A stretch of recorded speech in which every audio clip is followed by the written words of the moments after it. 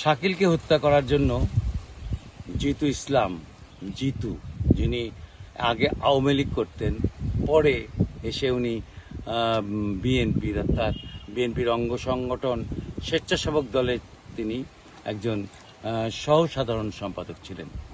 তিনি এই জেলার সহ সাধারণ সম্পাদক পদে অধিষ্ঠিত হওয়ার পর তারপর তিনি চলে আসেন এই শিববাটিতে। বাড়ি তার ফুলবাড়ি। এই শিববাটি পাড়াতে এসে তিনি তার সাম্রাজ্য গড়ে তোলেন। সেই সাম্রাজ্যটার নাম আপনার জিতু সাম্রাজ্য, যেখান থেকে উনি চাঁদাবাজি করতেন, বিভিন্ন জায়গা থেকে টাকা তুলতেন, মাসে 1.5 থেকে 2 লক্ষ টাকা অবৈধভাবে টাকা তুলতেন।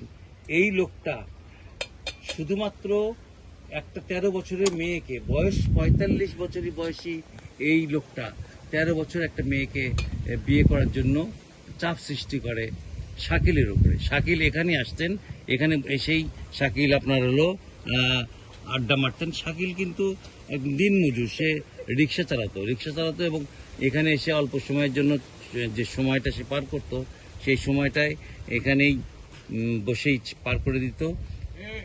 যেদিন থেকে আজ থেকে 4-5 দিন আগে যখন তাকে মারা হয়, এই মারার সময় এইখান থেকে আপনার হলো শাকিল নদী থেকে পালিয়ে তার বাড়িতে যায়, বাড়িতে যে লুকিয়ে থাকে, সেখান থেকে তুলে নিয়ে গিয়ে তাকে 14-15 জন মিলে হত্যা করেছে।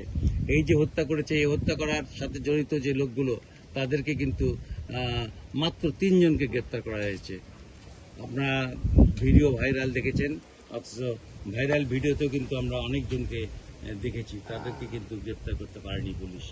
এই দোকানটায় এই ভদ্রলোক আমাদেরকে জানিয়েছেন যে এইখানেই শাকিল এসে বসতেন এবং শাকিলের আড্ডা ছিল এইখানেই।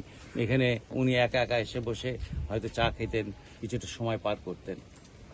একজন শাকিলের মৃত্যু, একজন শাকিল তার ছোট্ট একটা 13 বছরের মেয়ের জন্য এই পৃথিবীর মায়া ত্যাগ করলেন, হত্যাকারীদের হাতে নির্মমভাবে হত্যা হলেন। এর বিচার কে দেবে? এর বিচার তো হতে হবে। এর বিচারের জন্যই আমাদের আজকে মাঠে আসা, এবং আমরা মাঠ থেকে তার সমস্ত তথ্য সংগ্রহ করেছি। যে তথ্য থেকে আমরা আজকে আপনাদের জানাচ্ছি যে এই